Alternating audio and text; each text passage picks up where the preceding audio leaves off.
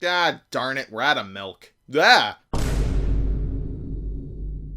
Okay, well, you're creepy. I'm just gonna go.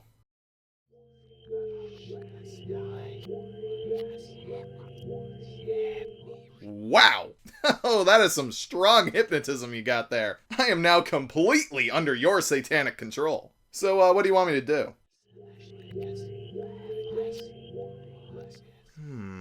I see. Of course. I shall kill. Oh, right. I guess it would make more sense to kill the other guy. Yeah, gotcha. Killing noob now. My stomach is killing me for some reason, though.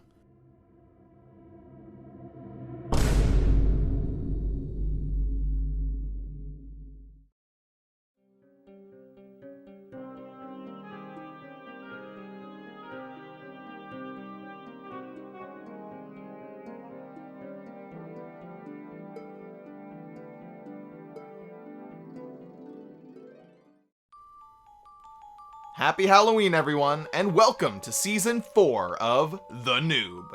So, in celebration of this merry holiday, I'm going to play a game that's certainly not scary at all, but is definitely Halloweeny. And I like that. I like when a game doesn't have to be scary at all, but it still manages to feel like Halloween. And this game succeeds in that. Now we'll, look at it and see if it succeeds in anything else. This is Swagman. What exactly is a Swagman? He's the villain of the game. It's basically the boogeyman.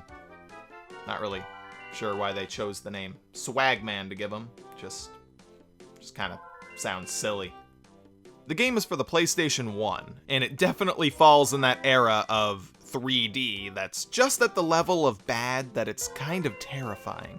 I mean, look at this kid. He is a million times scarier than anything else in this game. So these two abominations of nature are named Zach and Hannah. And it looks like they stayed up too late reading a spooky book. And now they have some glowing lady watching them through their window. Call the police. But don't worry, that nice old Swagman showed up and took care of her. Locked her up in a jar so that she couldn't stalk children at night anymore. Put Hannah inside of a cage so that she'd be safe. And invaded their house with an army of demons, warping it into a fun house of pain. Thank you, Swagman. Thank you. Believe it or not, but this game's plot gets even weirder from there. I don't want to spend too much time dwelling on it right now, so I'll just make this quick. These magical ladies are called the Dream Flight. There are 12 of them in total, and the Swagman has locked them all up inside of glass bottles. And now the children need to travel around the neighborhood, as well as, I guess, hell, and save them all. Then obviously defeat Swagman to save the town from eternal nightmares. What are the Dream Flight? They're ladies in spandex. Don't you have eyes? They explain them about just as well as they explain the name Swagman. So it's an overhead game where you run around solving puzzles, killing enemies, and platforming. You don't get much in the means of defending yourself, you just swing around a small flashlight. You also have bombs, but they take so long to blow up that they're pretty useless against most enemies. Later on, you do get 2 more weapons. A useless yo-yo that can't really hit anything, and a frisbee, which is actually a really good weapon. It homes in on enemies and everything. But you don't really get that for a while, and even with it, combat is definitely not the main attraction in this game. There's also a sort of second game mode. There's the regular world, where you play as the brother and sister, and then there's the mirror world, accessed through mirrors, obviously. And in the mirror world, you turn into a giant fire-breathing demon, which you would think would be pretty cool. But not really. Hitting things with your fire is pretty much your only real way of attacking, since the melee attack you have sucks. But the fire can sometimes be kind of hard to aim. The basic flashlight attack isn't as bad as it looks. It doesn't cover much distance in front of you, but it is fast, and its swipe seems to cover some horizontal distance in front of you. This punch attack, though, just kinda sucks. It's slower than the flashlight attack, and I'm now a much bigger target, so I don't know, it's just kind of weird that I somehow feel more vulnerable as a giant red demon than I do as a small child. And these mirror levels are often pretty short, and don't really offer much different than usual. If anything, they're definitely worse than the regular gameplay, since there's no puzzles or bosses to fight, or anything like that. So they're just kind of pointless. Aside from that though, the game is okay. I'm pretty much just exploring their house, looking for walls to bomb, and avoiding falling into these many bottomless pits of doom. That is, until you leave the house, which actually doesn't take very long at all, and enter the backyard. There you have to continue your adventure down a well and begin your first boss fight. And this is where the tedium of the game shows itself. There's gonna be a lot more of that later, but this is where it all starts. Your first boss is a giant pumpkin, but before I can even fight him, I have to go through limbo. Throughout the game, you collect these little black bugs that are scurrying around, and this is where they're used. They show you the proper path to take through all of these floating islands to eventually get to the boss. And if you've collected enough of them, you can even get a bonus, which is usually a health recharge. So I go through that, making sure not to fall off, and I take on the giant boss for the first time. And upon dying to him, which I am known to do, I sit through a long loading screen, bringing me back here. I have to do it all over again. Wait for my bug counter to reach 0, then slowly follow the bugs across. It takes entirely too long just to try to fight the boss again. And I've gotta say that for the first boss, literally the first boss in the game, he's pretty difficult. With that said, it probably wouldn't be that hard if I could just try again immediately, learn his pattern and all that. But every time you die to him, you have to go back to this area, wait for the guy to count your bugs, and then slowly walk across the maze. Then you get to try again. And if you deviate from this path at all, insta-death. You die, start all over. Oh, and don't even try to take any shortcuts. Screw shortcuts. This isn't really fun. It's not like it's hard or anything, but it's just not a fun thing to do. I'm okay with doing all of this once, but making me do it over and over again is just stupid. I was actually kind of enjoying this weird game up until this part, but this kind of sours my experience a bit. The game just crawls to a halt as I try over and over again. I really don't mind difficulty, but what I do mind is monotony, and the difficulty suddenly curving way up. Eventually, I did beat the boss, and although I stand by the fact that I think he's probably a bit too hard for the first boss, he's actually not that hard. I mean, he's not a cakewalk, but if it wasn't for how slow and tedious the respawn was, he would have been a lot easier to take down. Ugh, I need a breather. What the hell? Oh great, so much for my break. Alright. I'll be right back.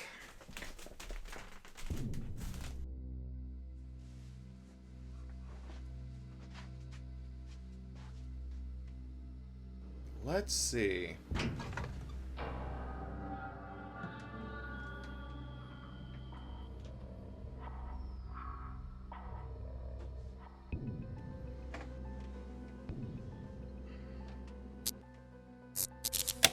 Ah, there.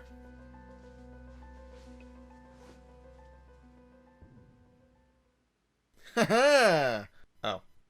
Okay, note to self. Next time, jump out at him with the knife before he walks away. God, it's so obvious in hindsight. Yeah. Okay, let's get back to it. I like the graphics in this game.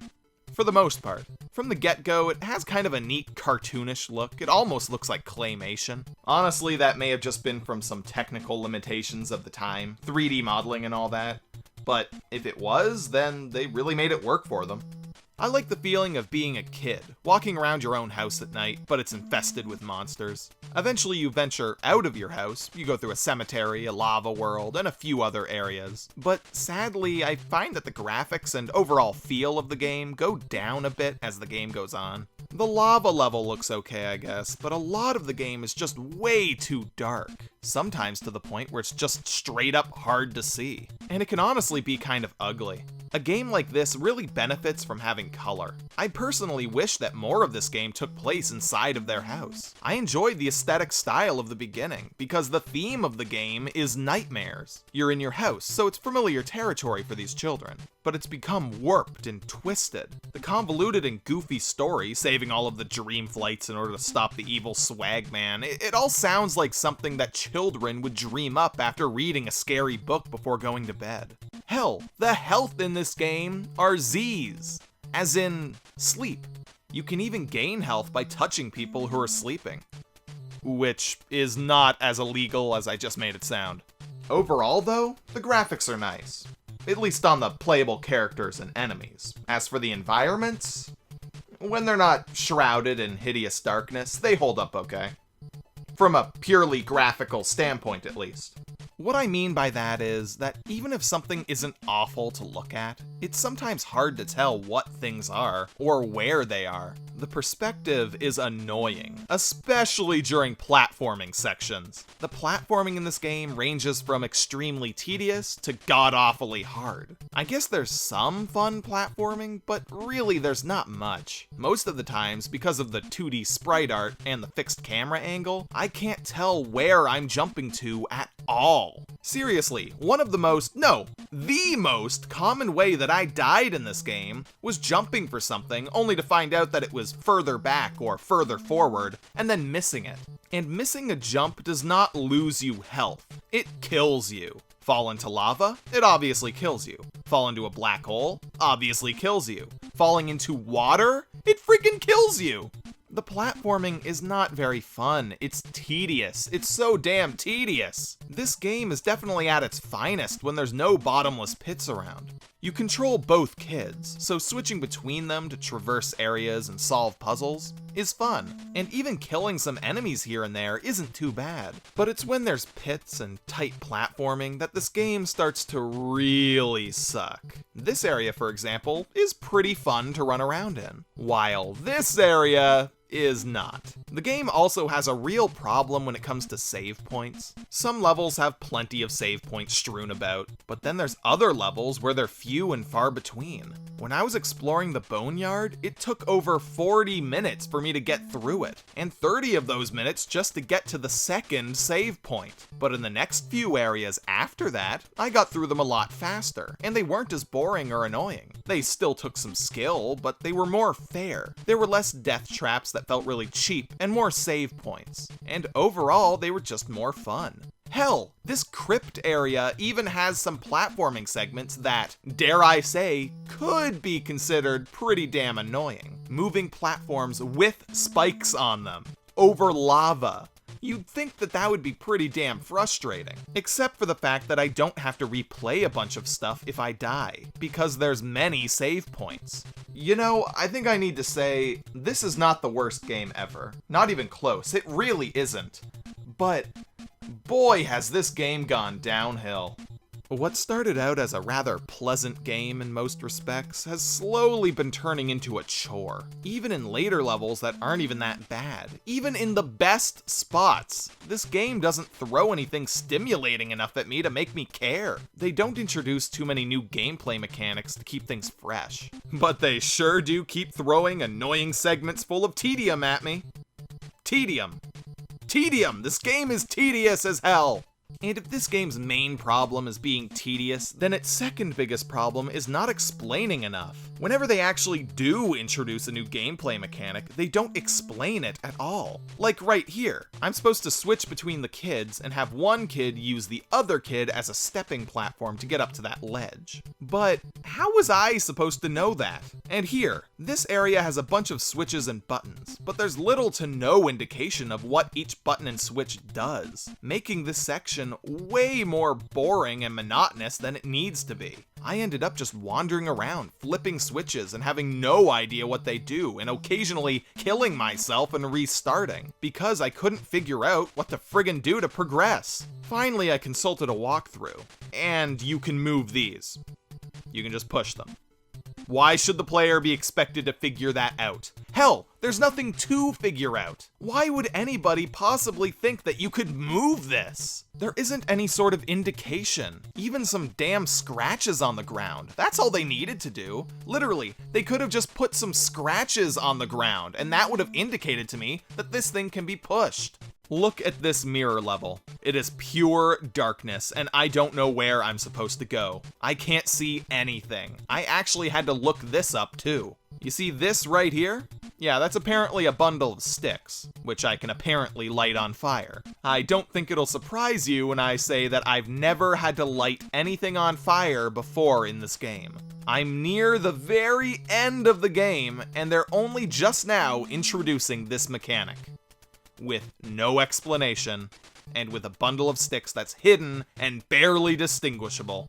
Then there's a bunch of difficult platforming, and that's putting it very lightly. And I can't reach the bundle of sticks. It's too far out, and my fire can't quite reach it. I mean, look at this. I'm half standing on nothing. That was the only way for me to reach it and light it on fire.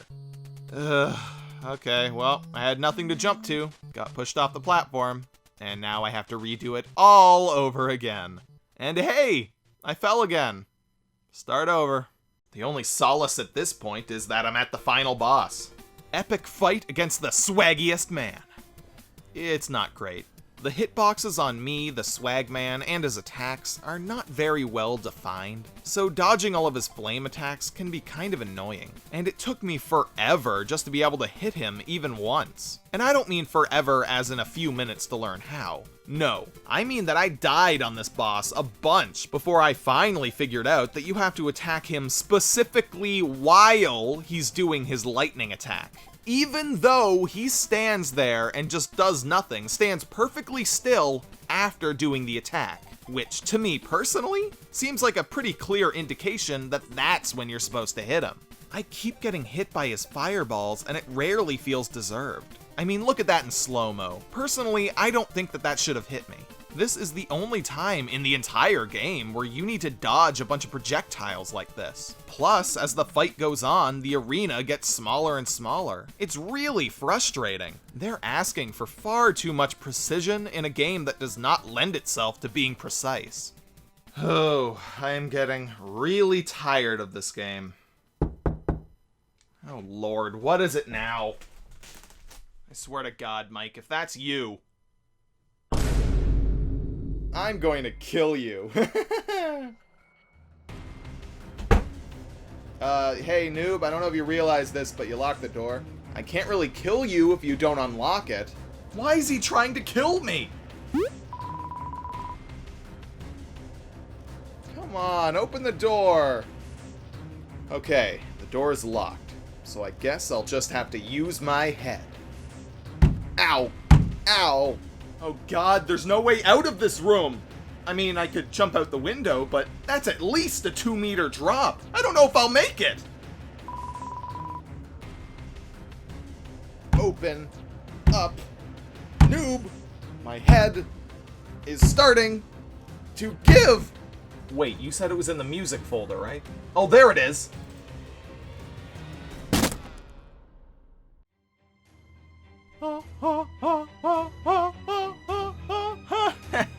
Psycho theme. Sorry, noob, but it's time to die. Name is Mike, come on, let's roll karaoke. Get up on the stage and sing a little ditty for me. No, not me, I'm a karaoke machine. I got mics on my head. I am a karaoke machine. This song has reminded me of who I truly am. God bless me. Yeah, that's all well and good, but there's still this one little thing that we should probably discuss. You tried to kill me! Well, I didn't mean to. What do you mean you didn't mean to? The doll told me to do it. That doesn't hold up. That doesn't hold up as an excuse. I almost died! Well, look at Mr. Perfect over here. I bet you never made a mistake. Are you seriously trying to make me the bad guy here? Oh, hey, by the way, happy Halloween. I forgot to mention that.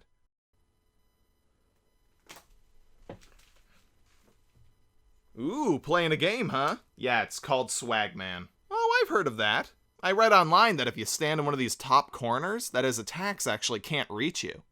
Really? Yeah. Well, I won't do it. You know what, I made it through the rest of this game without any exploits or cheats, and I have my pride to think about. I mean, this is Season 4 of my show. I think it's finally time that I prove that name, ThuN00b, wrong. So screw this exploit, screw this game, screw the internet. It's time that I finally get serious.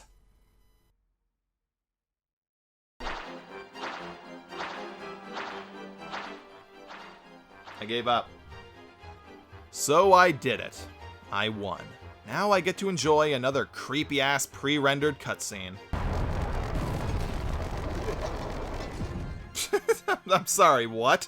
Is no one gonna help this kid? He's fallen down, and the building is crumbling all around him. And they just leave through a portal without him. And look at this, there's a second portal, and they do it to him again. This lady in spandex is magic. She can fly. And the other one is his sister. You'd think that at least one of them would turn back and help him, or at least slow down. Admittedly, I wouldn't do that. I would just leave them for dead, so yeah, I guess it's fine. And we end on a jump scare. You better keep your night lights on tonight, guys, because the Swagman is still out there. Sorry if that scared you too much, guys. I'll try and reel it in. So, final thoughts. The game starts off okay, and it never really gets bad. It doesn't have any flaws in it that are quite big enough that I would label it as a terrible game. But as I've mentioned before, as the game goes on, it sort of just starts to feel like a chore. The main reason for this is probably just how tedious it is. I die a lot in this game, whether it's from not being able to find enough health or just really hard platforming segments. The game does a dirt poor job of explaining what to do. There are areas that rely heavily on trial and error, murky graphics at times where I can't even see where I'm going, and areas without enough save points. After a while, I just got tired of dying and bored from the overall gameplay. These mirror levels should have been awesome. Tearing through stuff as a giant demon, shooting things, breaking through things, plowing through enemies. But instead, it's just pretty much the exact same tedious platforming, except a bit worse. The game also has some serious pacing issues. There's a boss fight fairly early on in the game, and as I've already stated, he was surprisingly hard. Then shortly later, there's a second boss fight, which I actually found a lot easier. A couple areas later, there's a third boss fight, and then there's a huge gap. Several areas and many hours of gameplay later before I finally got to the final boss. It just seems really weirdly paced. But like I said, the game's not the worst. I mean, it doesn't have any real glitches in it, except for this one. And even though I think I did complain quite a bit, the entire game isn't like that. There are definitely areas that were fine and didn't share a lot of the problems that I listed. It's just that none of them were really great enough to be noteworthy. The best parts of this game are exploring the house at the beginning and some of the puzzles here and there. Other than that, it's either mediocre or annoyingly tedious. I think that might be the magic word of the day. Tedious. And that's it. Happy Halloween, everyone, and look forward to the rest of my 4th season. I'll see you later. By the way, somebody totally stabbed me. So, you know, that's a bridge we're gonna have to cross.